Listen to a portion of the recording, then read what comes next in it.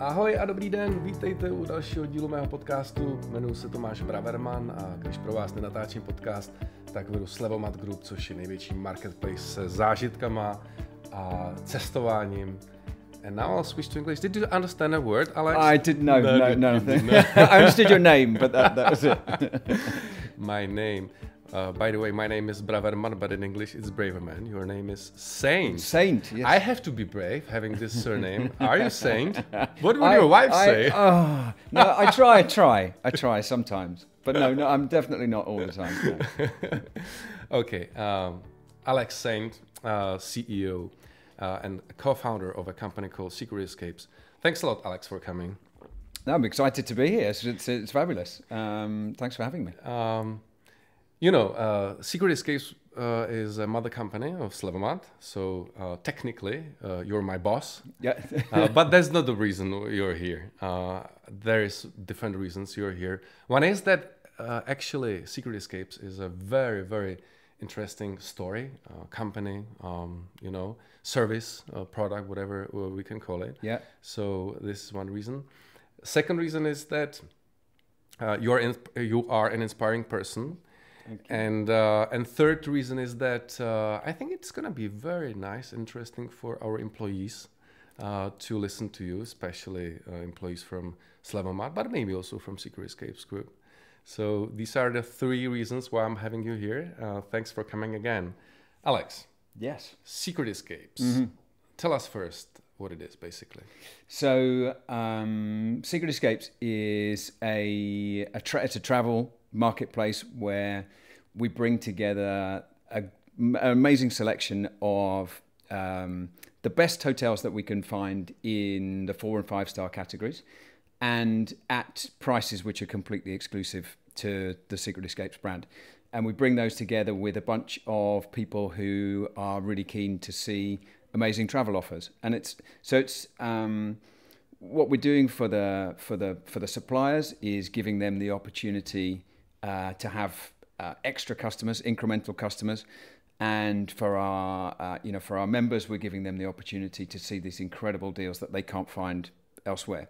And when you bring those two things together, you're creating extra demand that doesn't really exist. That's the kind of the main idea is that we have this big audience that we can push these incredible offers to, and we are able to get stuff that they wouldn't necessarily otherwise consider doing. So it's we get an offer that's so brilliant from a hotel that somebody, a member, looks at an email and with the offer in it, and they say, "Wow, that's incredible! I never thought of going to Iceland, and this price is incredible. This hotel looks amazing. Why wouldn't I do that?" And it's that moment, the why wouldn't I do that moment that we're trying to get, and it's not. Of course, not every booking is that. Some people come with an intention to buy something specific. But I think the thing that we do really differently from the rest of the travel market is we surprise people, delight people, we inspire people much more than, say, a booking.com, which is a transactional site. If you want to find a specific hotel on a specific date, sure, you use something like booking.com. But if you want to be inspired and get ideas and frankly, if you want to save a load of money, Secret Escapes is the place to go. How did you get the idea, and when was it actually? It was like 2000. So 2000. We started building it in 2010, and so basically, I started back in 2005 with a couple of Australian guys, two of my very best friends now, who I was working with at the time.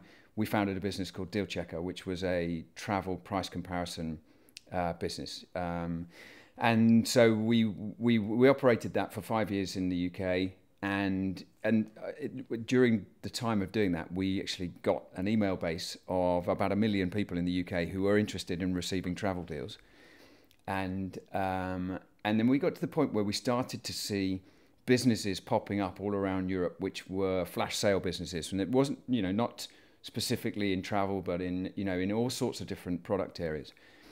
And nobody seemed to be doing this in travel in the UK, but they were doing it very successfully in France.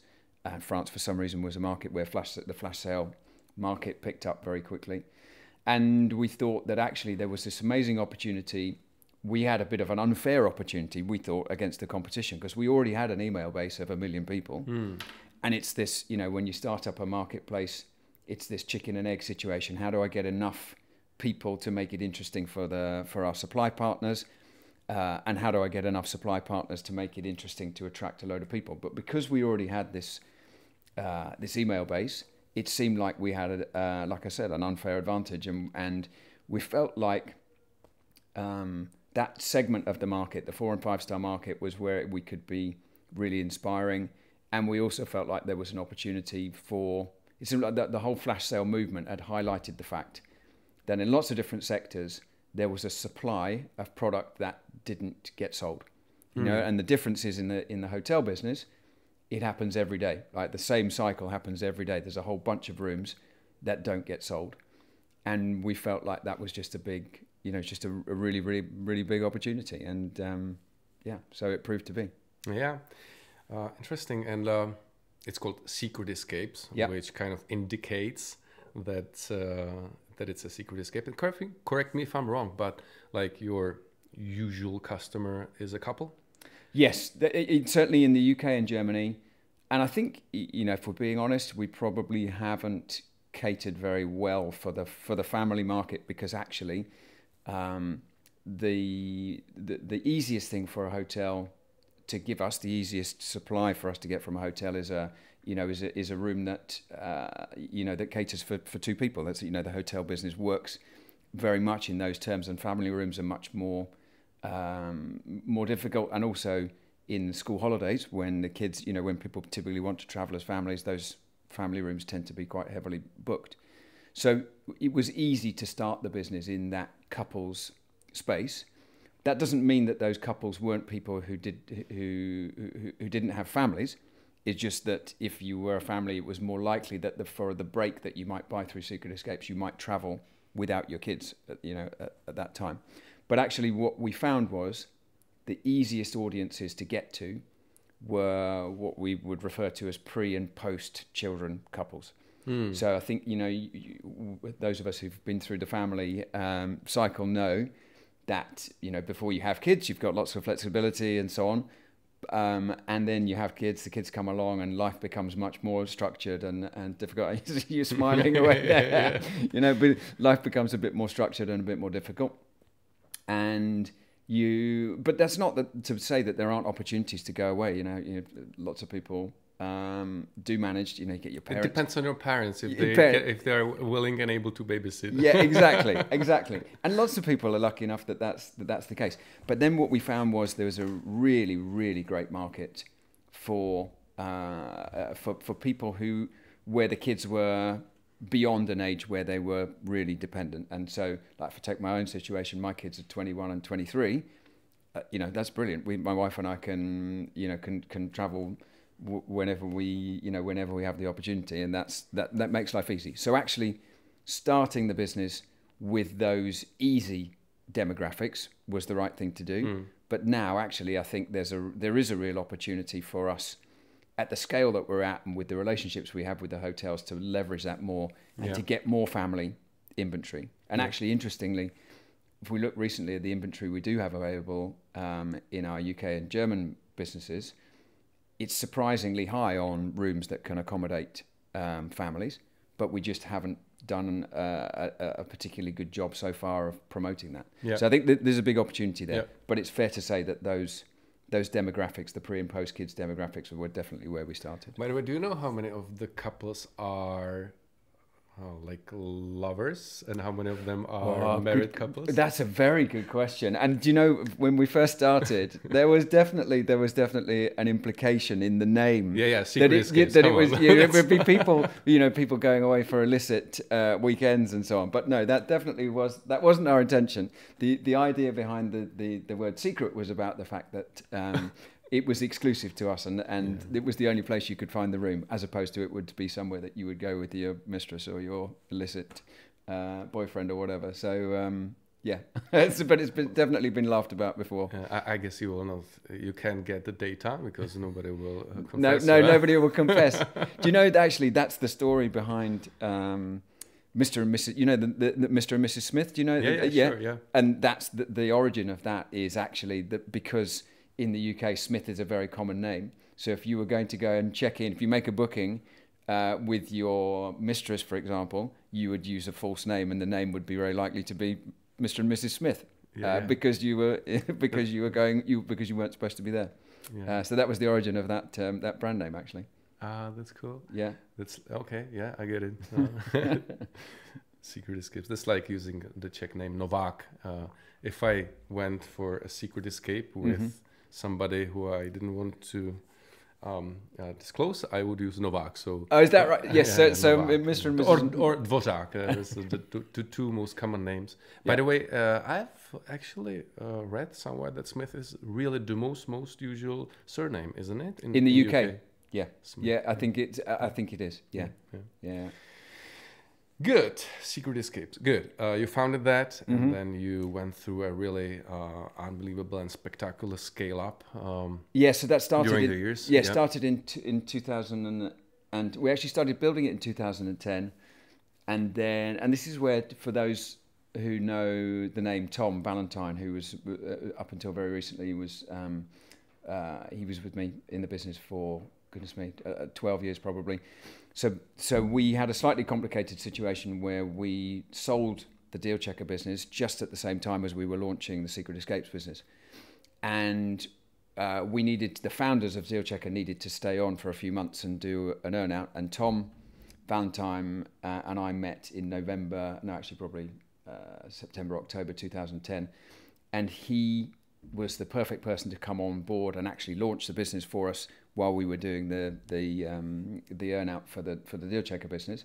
So Tom actually launched we kind of had the website. Alex, don't knock the table, please. Oh, sorry. Yeah. So, well, everybody. I'm making too much. I'm making too much noise. So anyway, Tom he was given the user database and some cash to invest, and also the website, which was almost completely built.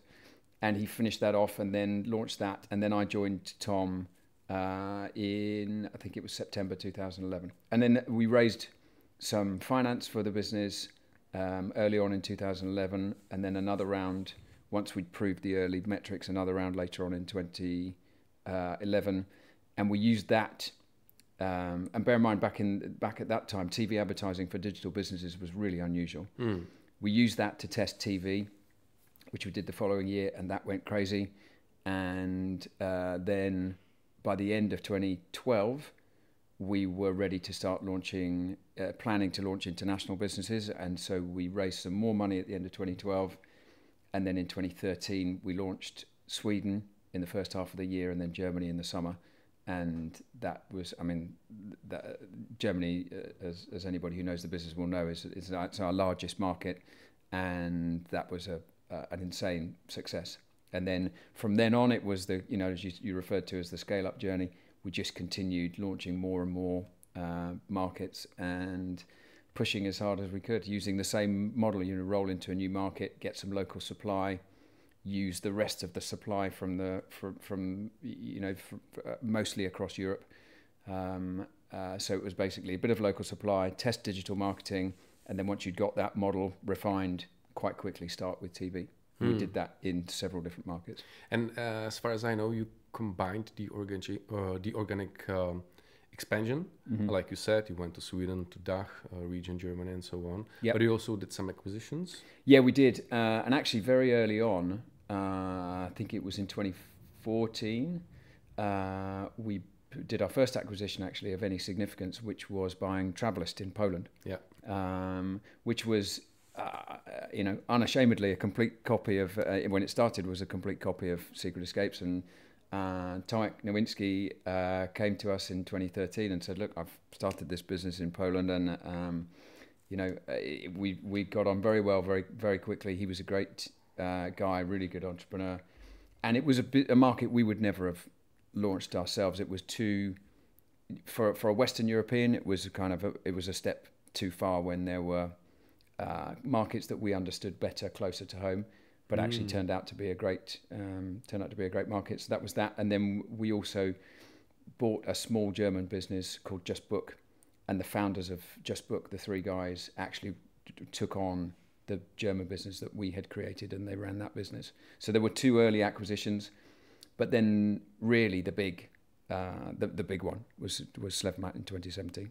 And actually, I don't know if you know the history behind that. We tried to enter some Central European markets ourselves, and what became clear very quickly in the Czech Republic was that Slevomatu was the runaway winner.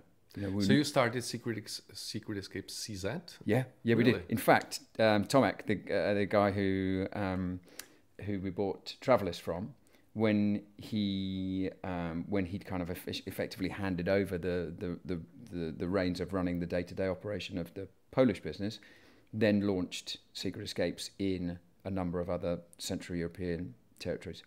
But like I say, it quickly became clear that actually we were never going to compete with Slevomatu in the Czech Republic or Slevomatu in Slovakia, and so but that happened to coincide with the business being brought to the market for sale, and it was a great opportunity. So we bought it. I didn't know that, by the way, and like to me, I'm still pretty new here. To me, it seems that there still should be an opportunity for a brand like Secret Escapes in the Czech Republic and Slovakia, because it is a different, not business model, but a different target audience. I think it's a different target audience for sure. So that certainly surprised me. Let's discuss then offline. Yeah, exactly. Maybe have an innovation meeting later.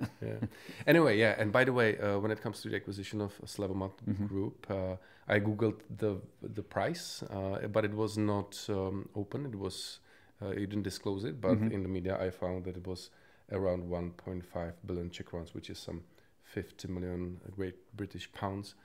Is it close to true, or can you disclose it? I'm not going to deny. I can't confirm, but I'm not going to deny either. So you're probably not too far from the mark.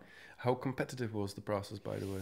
It was competitive, but I think it's a classic story. I think of probably somebody with a strategic interest, which is us, compared to private equity guys who would have looked at it purely on a kind of standalone basis. From our perspective, there was really obvious value in creating some synergies with the rest of the group, which interestingly, I think probably we haven't done particularly well. So, there's not been much integration yet, but I think that's a really interesting opportunity. But the big thing I think that we saw was that we had already proved that this kind of business could do really big things with international sales, so people from the Czech Republic traveling to other countries rather than just being domestic. And it was already a brilliant business just selling domestic product. And so we looked at it and thought, wow, I mean, like, if we can do anything like we've done with the business in the UK and with Germany, then that Czech business could be 3 times the size, bearing in mind that, roughly speaking, those businesses at the time were about 1/3 domestic and then 2/3 international, so our UK and German businesses. And we were pretty sure that the international stuff was almost all incremental, because it's a kind of slightly different use case, a short domestic break as opposed to, a 4 or 5 day plus holiday overseas. So we were pretty sure that if we got the formula right, we could really just could go crazy with the international business in Slevomatu. The numbers show we were right, but also I think the numbers show that there's still a load of opportunity there. Absolutely, yeah. So that was super exciting, and that was the real reason for buying it, and that was why, in a competitive process, we were able to win, because we had that understanding of what we could do with the business. By the way, the ROI of the acquisition in the end showed up to be, I'm sure. I'm sure it would be fantastic. Yeah, absolutely. Yeah. The business is doing fantastically well. And at the point at which somebody comes to to value it because they want to buy us as a group, then we'll find out for sure. But I think it's already worth an awful lot more than we paid for it.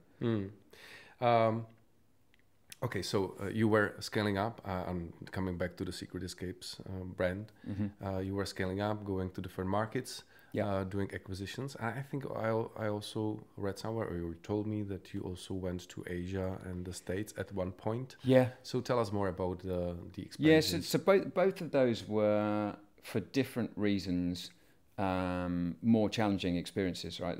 So the US, we found that I think the issue there was pretty clear in that we attempted to take our European, and most of our hotel supply was European focused, and we attempted to launch our US business with a bit of US supply, but largely based on our European supply model. And that was the way that we'd launched every other territory that we had launched so far.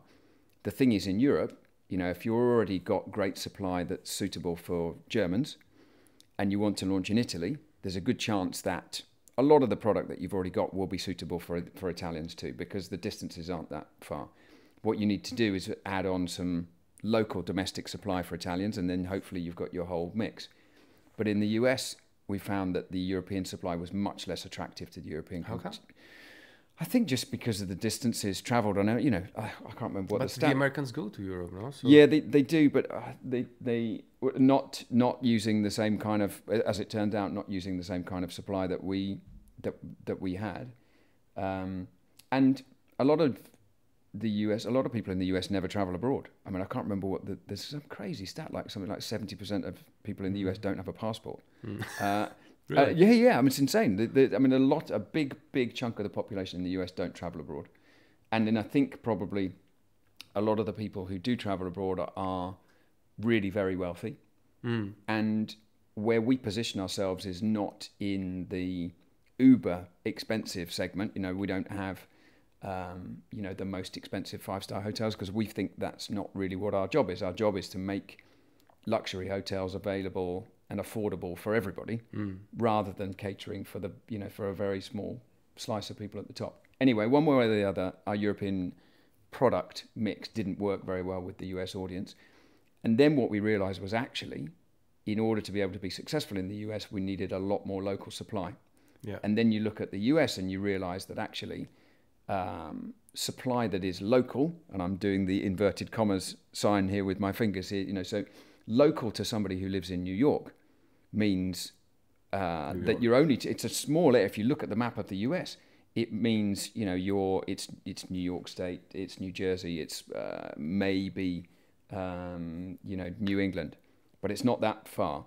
And then you look at the map of the US and you realize that actually that area that you're talking about there, those small number of states up in the northeast, is the size of the UK on its own. And then you look at California, and that's the size, I think, of Spain on its own. And then you look at the vast expanse of country in between the two, and you realize that actually, in order to create a relevant mix of local supply for the US, you would have had to effectively recreate everything we'd done across the whole of Europe. It's basically the whole area is like the whole of Europe altogether. So we would have had to have completely replicated all of our cost and supply mix and everything from Europe over into the US. And it just was a big step too far for us. Then the other thing that's worth saying is, it felt like it was already, the travel market there for the consumer was already incredibly competitive. Already very, very big dominant brands, Expedia, Hotels.com, and those guys, Orbitz, Travelocity, huge brands who'd spent many, many, many hundreds of millions of dollars of marketing and growing their brands over a long period of time. And the whole thing just turned out to be pretty tough. So we decided, I think quite rightly, that was that wasn't the right play for us.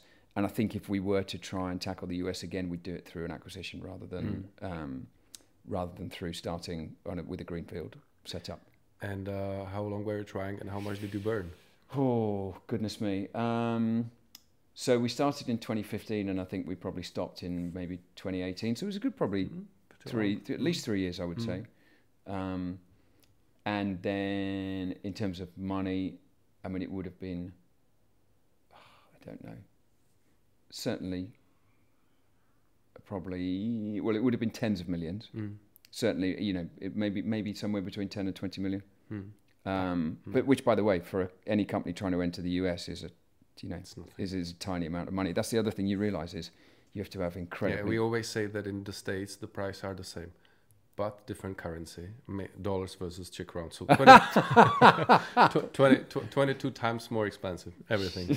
But even the fundraising is in the same amount, but different currency. Yeah, you're right. It's crazy. It's a different ball game. And then just very quickly on Asia, I had a good look at China and a good look at Japan.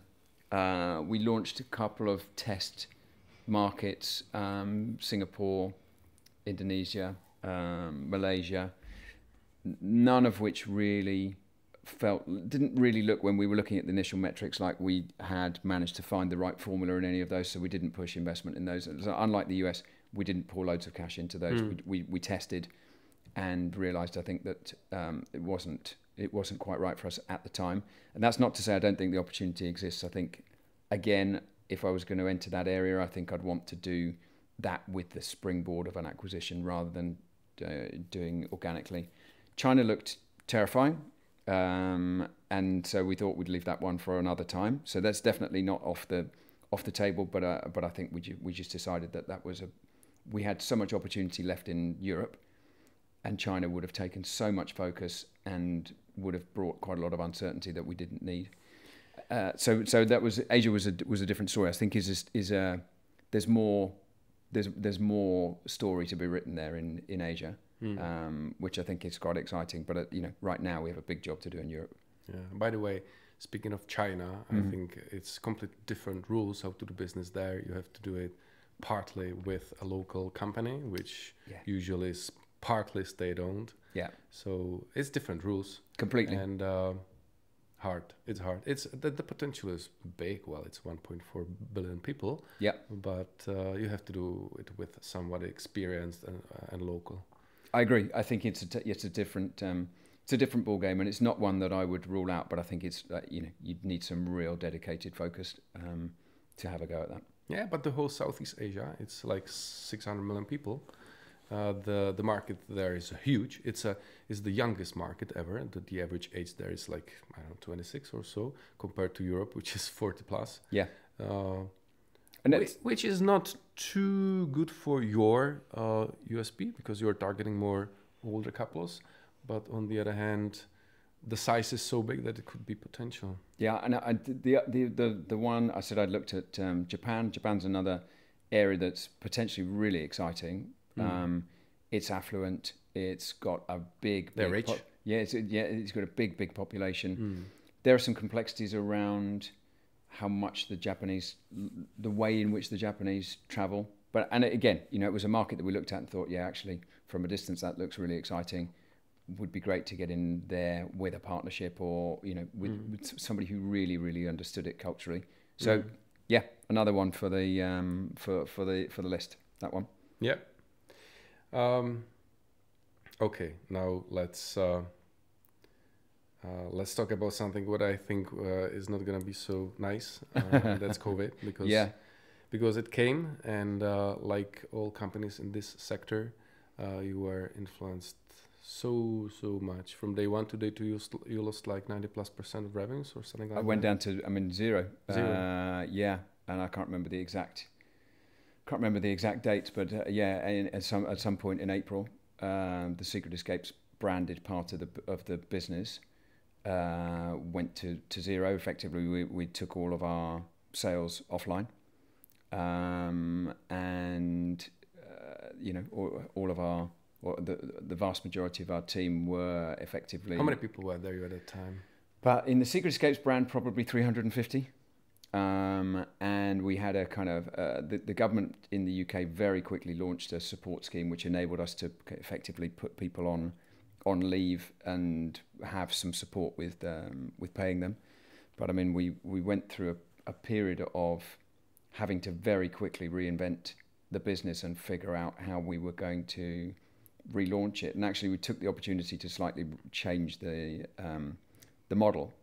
And at the time, Tom and I split our kind of responsibilities quite clearly. I had a big job to do with the investors. We had an enormous cost base and no revenue. And very quickly you burn through an awful lot of money, and we needed support from our investors to get through that. So I focused on making sure that the company didn't go bust, and Tom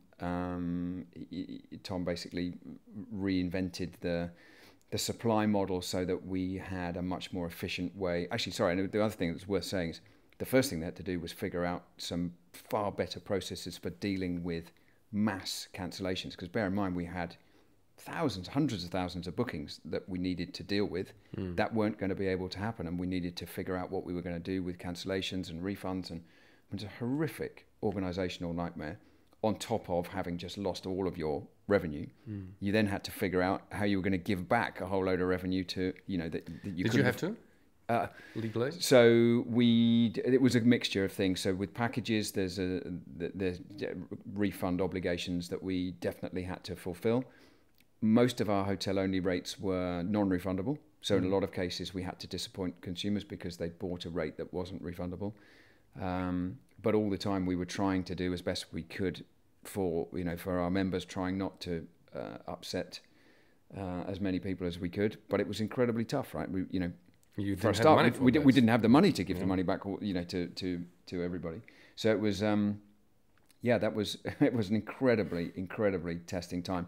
And, we've never been before or since so close to running out of money. I mean, I think the group probably was only at one point maybe 6 weeks away from running out of money. And that's an unbelievably stressful place to be. But it was strangely, in the moment, I think we were bizarrely calm about, there's a kind of, it's really, really clear what you have to do. Really, really clear. There's no, there was no opportunity to think about doing anything else. I had to go and find a certain amount of money from our investors, and the focus that brings makes it actually quite easy, and although it's not very pleasant, and you then move on from having done that to thinking about restructuring the group and unfortunately ending up having to lose a bunch of people because you've had to become more efficient. Some of the jobs you have to do are not very pleasant, but it's quite clear what you need to do. And that in some respects makes life, and it makes decision making much easier, because you don't have so many different choices to think through and so on. It's really obvious what you need to do.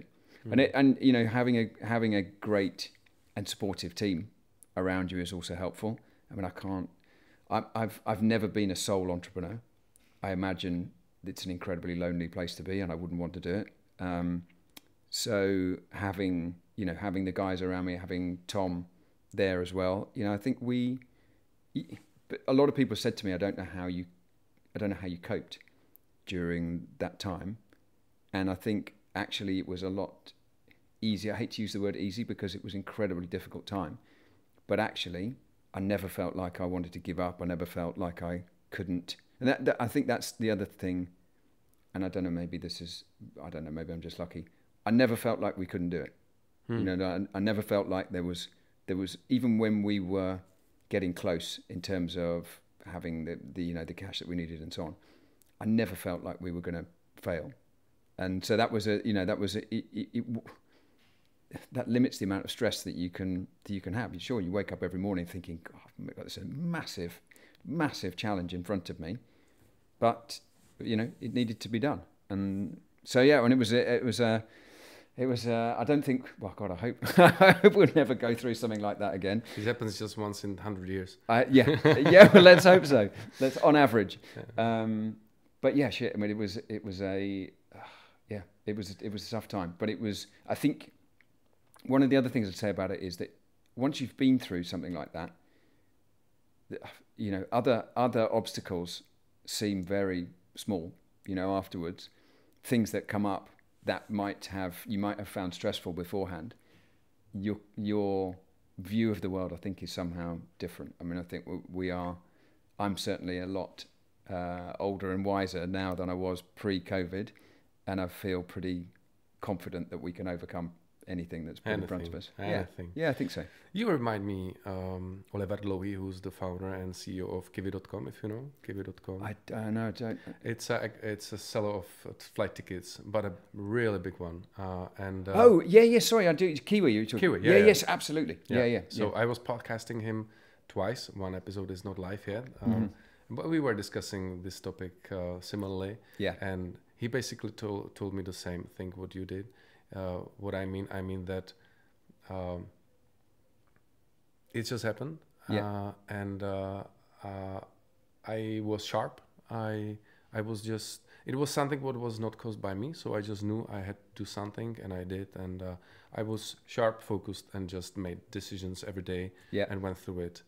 But what he told me is that he was lucky because not long before COVID came, he had brought really strong investors in the company, General Atlantic, who supported him in cash really nicely. Yeah. So you mentioned that you focused on IR, investors relations, to get some cash in order to survive. Tell us more about that. So, and actually we were in a similar situation in that in 2017, Temasek had come on board. Temasek, the Singaporean, they're not the official sovereign wealth fund of Singapore, but they are a fund that is owned by the Singaporean people. Okay. Huge business growth fund, and they were obviously they were a big cornerstone, and actually the guy who was looking after us from Temasek at the time, a guy called Sebastian, was incredibly instrumental in pulling together the support from the other investors. But what was really cool about the time was, I mean, none of the investors had ever been through something like this before, and they all had some funds left over in their their funds to for emergencies.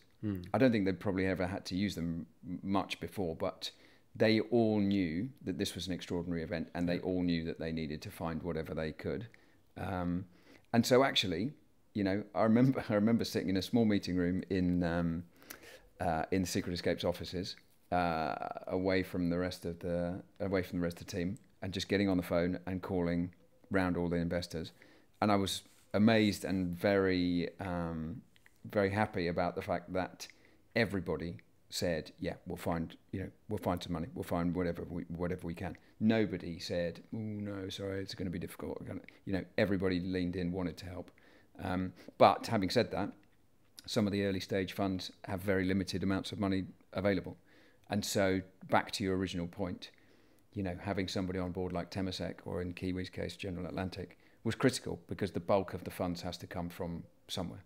Yeah. You don't raise that kind of money from startup funds, because they just don't have that kind of firepower. So that turned out to be incredibly important.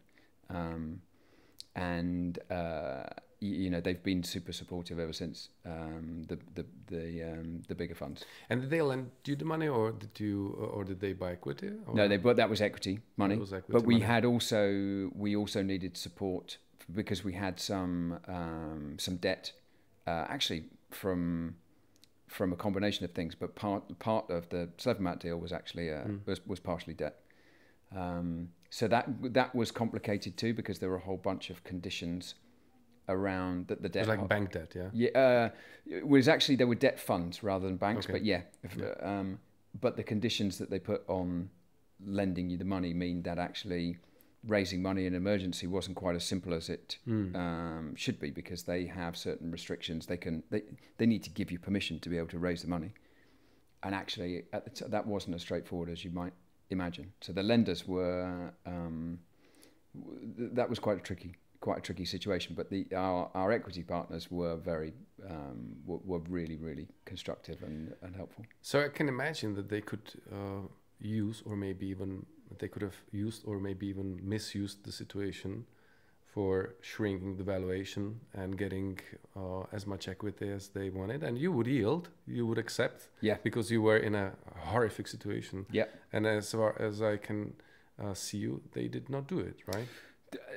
I think they were conscious that the deal that they that they struck needed to be fair. And of course, it was never going to be a great deal for the company, because the situation was so uncertain for the investors. They needed some comfort. So there was a big discount, but they didn't rob you. In other words. Exactly. No, I think that's exactly right. That's exactly how I would characterize it. The terms were favorable for the investors, but I wouldn't come away from that saying that we got robbed at all. Yeah. No, I think it was a fair exchange.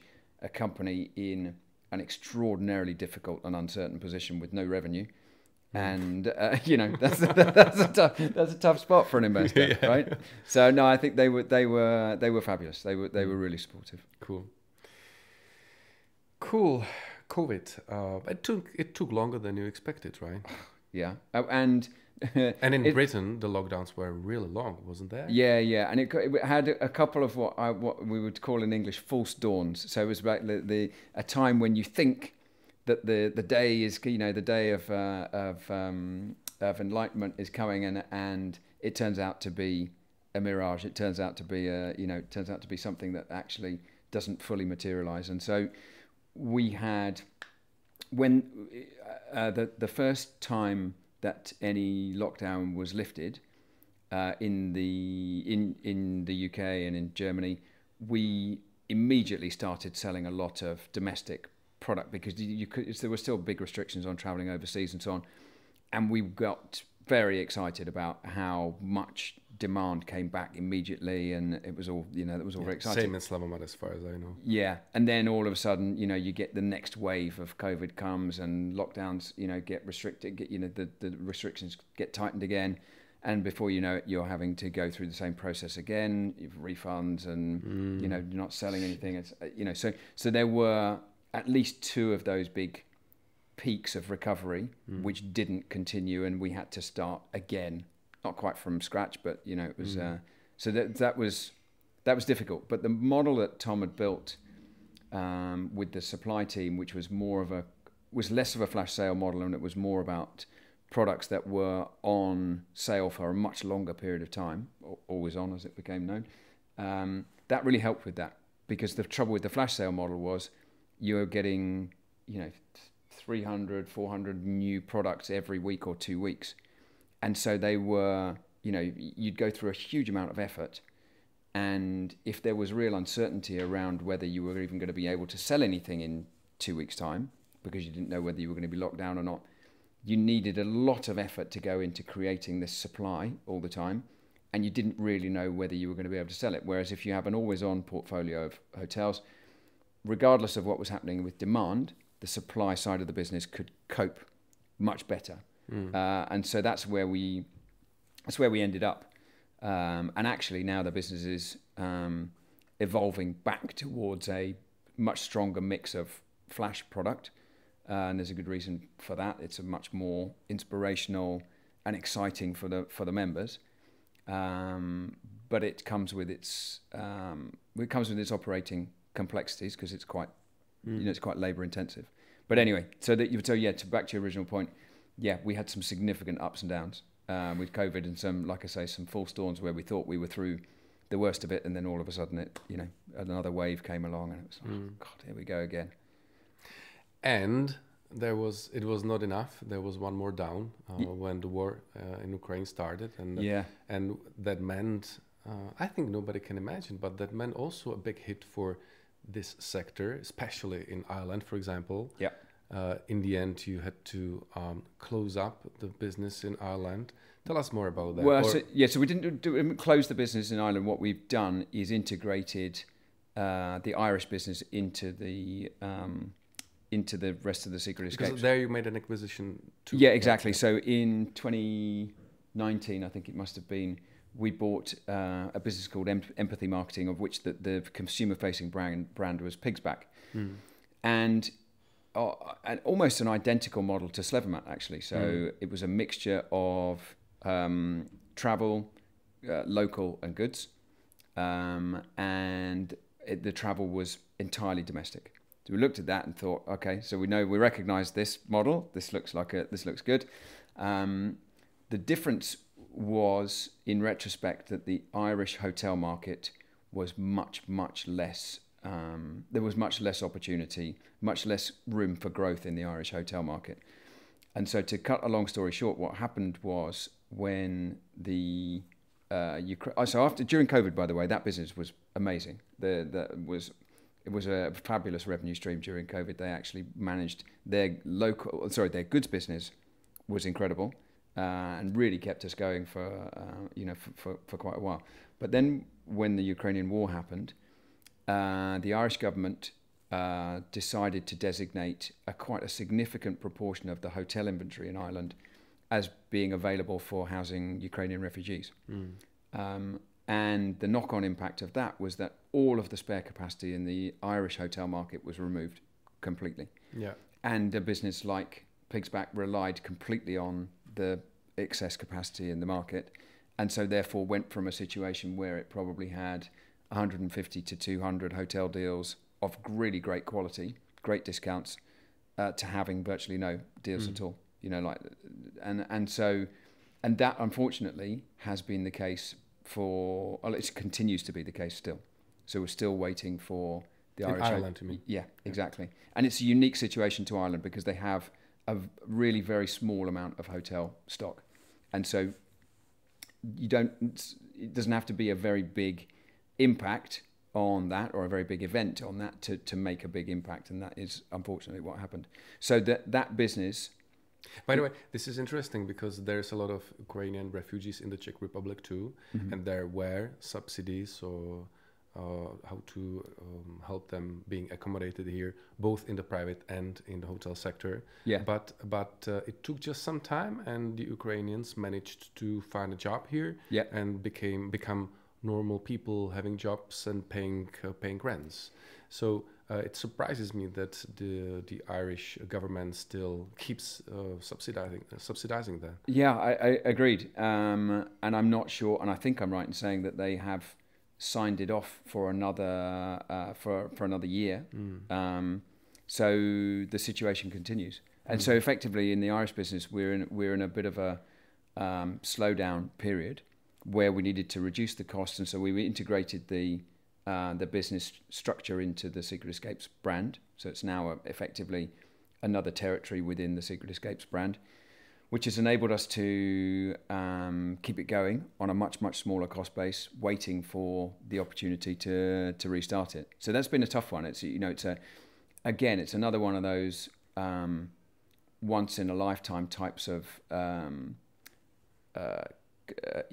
mixture of circumstances.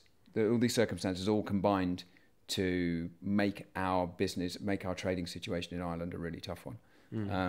But I'm very confident that it will recover that business. It's just, it's a good example of making sure that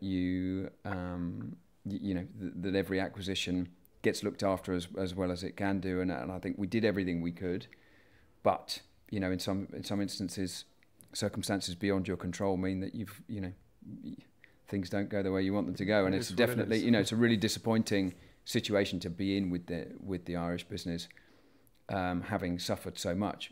But because we've managed to keep it alive on a kind of on a tight cost base, we're there ready to hopefully all of our consumers in Ireland remain engaged with the brand, and as soon as we have a bigger selection of local hotel deals that we can offer, then the business can flourish again.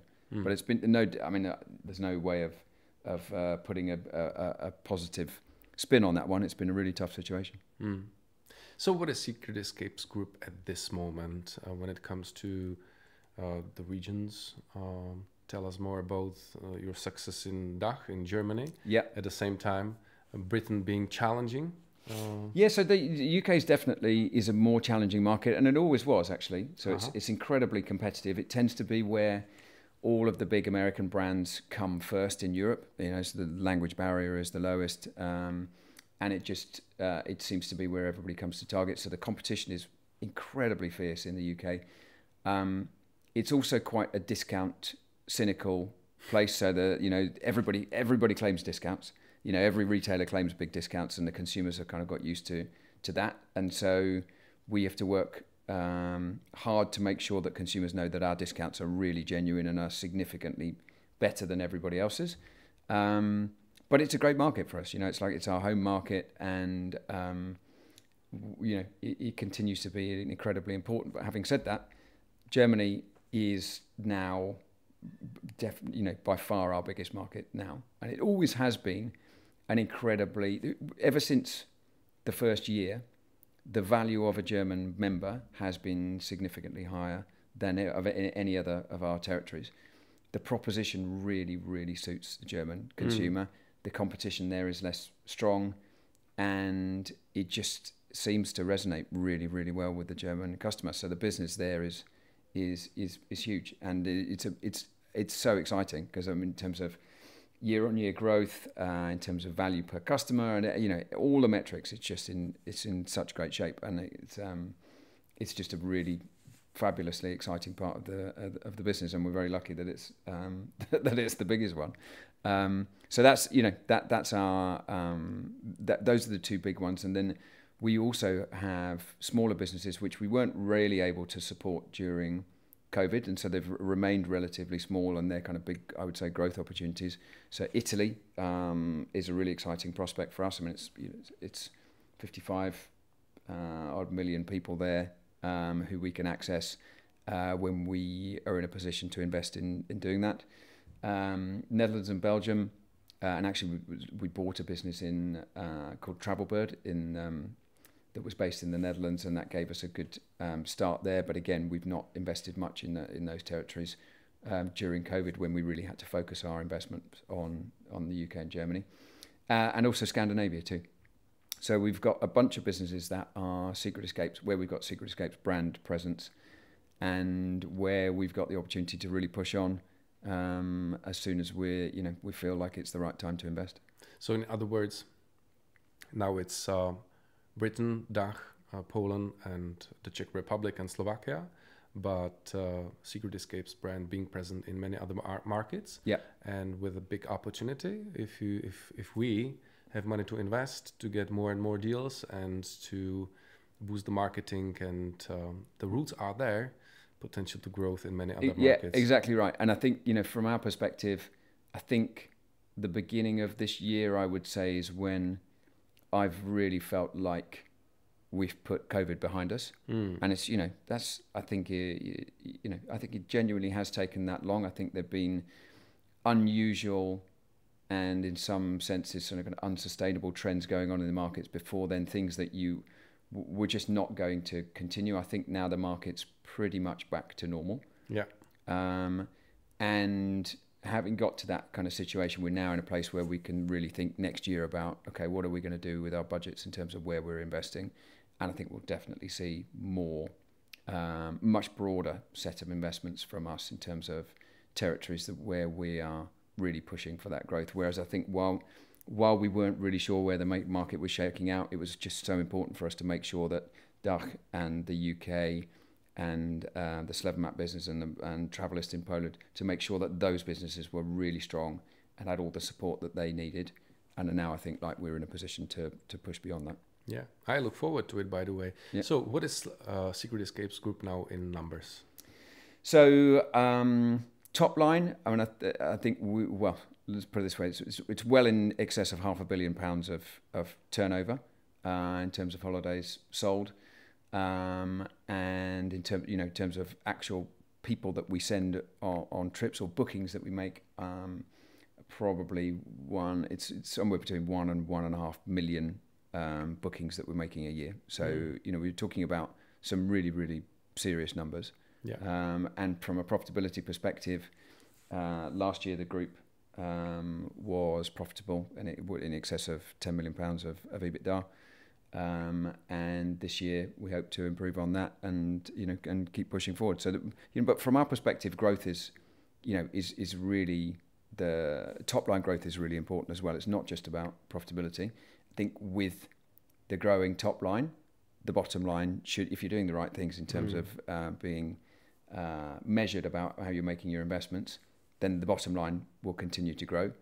So for us, really, the focus is on making sure that we're growing our top line, well into double digits as close to mid-teens to 20% as we can, and I think from that everything else flows. That's that's our key focus. Yeah.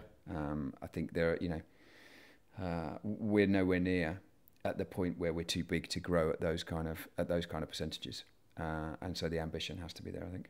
Yeah.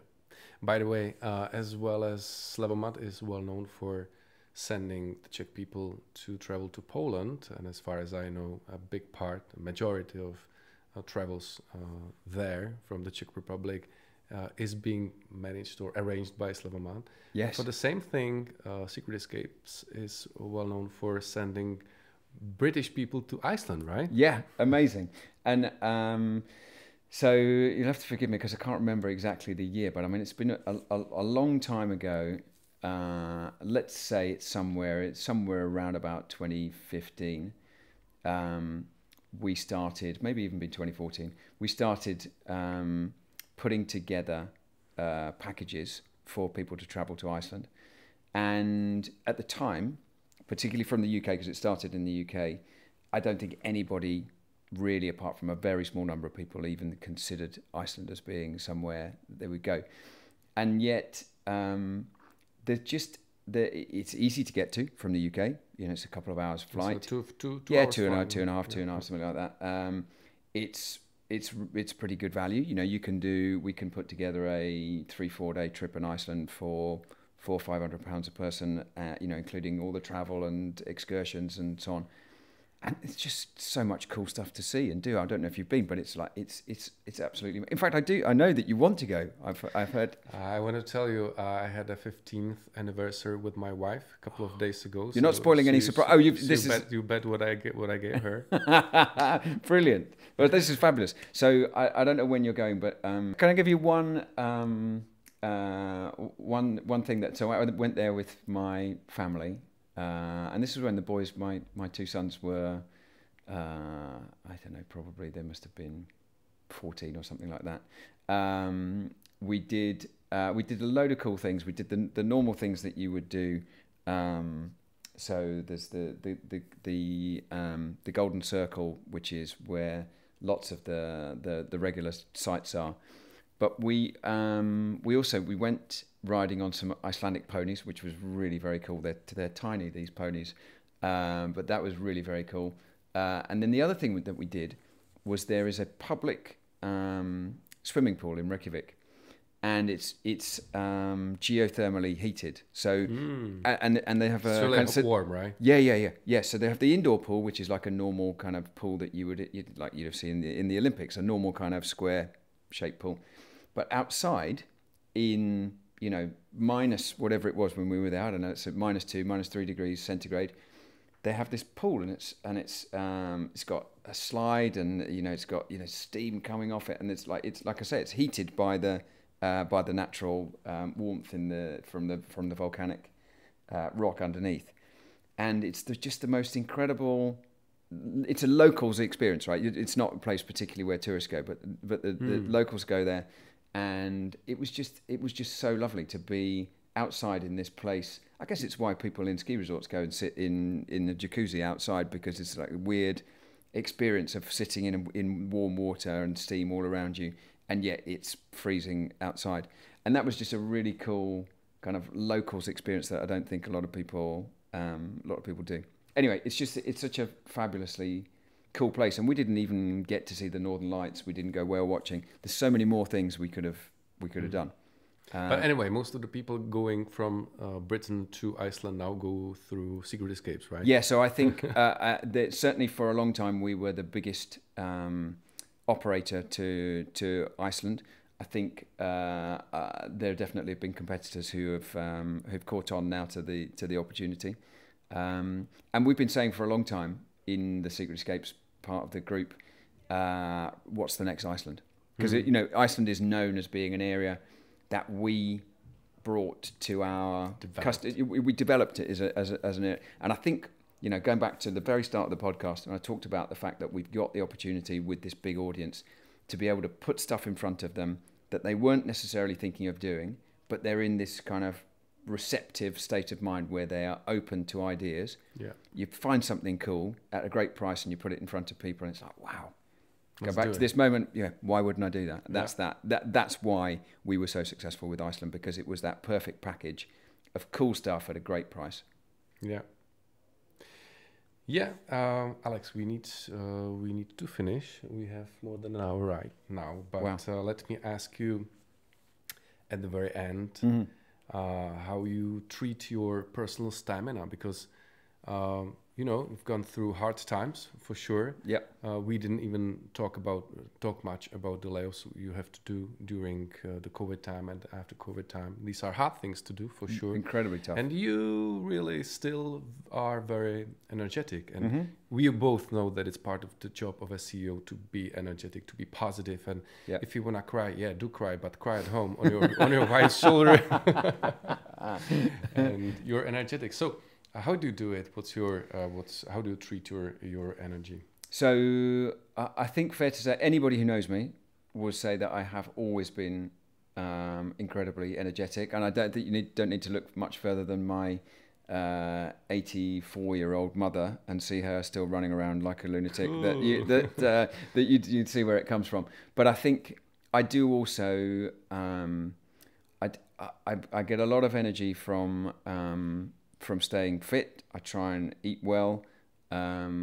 So I do, there's lots of stuff that I do, but I think if I had to boil it down, I would say lots of good exercise, and I do quite a lot of endurance exercise, so running, cycling, and so on.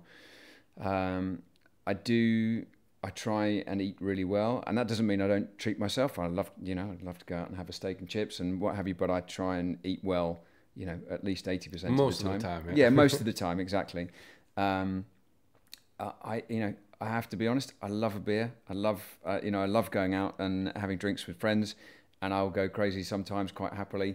But I try not to drink for several days a week. So like 4 or 5 days a week at least, I'll try not to drink any alcohol, just to try and make sure that there's several days in a row where I'm feeling in good shape. But I think it's really important to enjoy yourself and not be too uptight about being perfect about your health. I think it's really important to enjoy yourself with your friends and family. And that's the final bit of it that I would say is like, you have to treat it like guilty pleasures. Yeah, exactly. But I think, for me, probably the thing that brings it all together is just knowing that my life outside of work is really rich in terms of family and friends, and that brings me a lot of pleasure. So knowing that I've got that support, and I very rarely lean on people for support. I'm lucky enough that I don't often feel the need to, but I know that it's there if I need it. And like a combination of being relatively healthy and having a good network of friends and family, and making sure, even during tough times like COVID, staying sociable and, making sure that you're getting that lovely warm feeling and lovely value that you do out of the people around you that you're close to. That gives me loads of energy. Right. That reminds me of so-called office parties we used to have during the COVID time. Of course, forbidden. Yeah. But I love remembering them. Yeah. No, it was amazing. And whatever you could do, getting together, in a neighbour's garden and just feeling like, you were slightly, maybe potentially bending the rules or whatever. But and I mean, I remember sitting outside on freezing cold days in London, with your 4 coats on, with your mates, just taking the opportunity to catch up and have a beer, because that was the only way you could do it. But the value of getting together and actually seeing people in person, and that's, I think that's all that stuff is really important. Yeah. And by the way, as far as I know, you in your calendar you have a placeholder every second day, or maybe every day. Every day. Yeah. Where you go running? Yeah, I do. And so I don't necessarily always use it, but I try and use it most days. But every day of the week, I have an hour and a half blocked out in my calendar somewhere in the middle of the morning. And if I'm going to exercise that day, that's when I do it. And I hopefully will maybe manage 4 days a week, something like that. And that, I think, is really important. And one of the things about the post-COVID period has been greater flexibility in terms of the times when we work. I tend to get up earlier now. I start work earlier, but I will take a good break during the middle of the day. And then I end up working a bit more in the evenings. But, you know, I may well have also taken some time out during the day to take the dog for a walk or to do something with my wife or whatever. And I think I definitely work the same number of hours now as I used to, but probably spread over a longer period of time. That's what the COVID taught us. Yeah. And definitely that whole, that flexibility, I think is really important. And spending a bit of time, I think, you know, if you imagine how exhausting it is to spend, you know, 9 till 5 or 9 till 6 in non-stop meetings with no breaks, and, you know, the amount of concentration that takes, I think you just can't be the best. You just can't be the best that you can be if you don't mix up your day slightly more than that. And I think it just makes life far more interesting. But I think we've all had to just get to grips with how we work, you know, as well as or even better than we used to pre-COVID, in a different way now. That's true. Yeah, COVID taught us many things, and this is one of them. By the way, I think it's really important to have the placeholders in the calendar. And of course, sometimes you don't use them or you sacrifice them. Yeah. But it's important for you and also for the people who plan the events. And I also do it. I have it 3 times a day. I have it in the morning because I like to do the sports, to go running in the morning. Yeah. I actually don't even clean my teeth. Yeah, you just go straight away. I get up and go. I hate it, but the first 100 meters I run, I'm okay. Yeah, okay. But the first 100, but until you get to 100 meters, I'm half awake, half asleep when I set off. But then the day is so much better, both mentally and physically. I also practice yoga after running because of my back, and like the combination of running and the yoga, in total it's 1 hour and 10 minutes or so. Yeah. And then taking a shower, clean my teeth. Yeah, eventually, yeah. Makes my day so much better, and I try to do it 3 times a week. I don't manage to do it I would say it's 2.5 in average. Yeah, but I love it. Yeah, and I think having the time blocked out, whether you use it for exercise or whether you use it to, I don't know, read. Do some and focus time at work, because you can't just have meetings all day long. You need to have some place for the focus time. So it's so important to work with your calendar. Yeah. And in fact, actually, one of my direct reports, I said to just the other day, I look at your diary and it terrifies me. You really should find some more time in there where you don't have meetings, because I can't understand how you manage to keep sane in that situation. You've got to feel like you've got some control over what you're doing. So yeah, I would encourage everybody to block some time out for, like you say, focus time and looking after yourself. Exactly. Alex, before thanking you, let me switch to Czech for a while. Tak doufám, že se vám náš dnešní díl líbil. Mně moc, bylo to zajímavý tady Alexe mít a zpovídat ho. No a jak vám říkám obvykle, budu rád, když mi pomůžete dostat náš podcast mezi víc lidí, říkejte o něm, pište o něm, dávejte mi hvězdičky a tak dál. Mimochodem, kdyby vás napadl nějaký zajímavý host, tak mi napište, třeba na tomas@braverman.cz. No a Alex, it was great. You did really well, considering the fact that right before the podcast we had a pretty tough board meeting. So, so you've been focusing from the very morning. Let's take a lunch now. Thanks a lot for being here. It was really nice. And I'll not greet you. Usually I say, hey, goodbye, but no, we're going to take lunch. Yeah, we're going to go for lunch. It's brilliant. No, thank you very much. I really enjoyed it. It's been great. Thank you. Thank you, Alex. All right.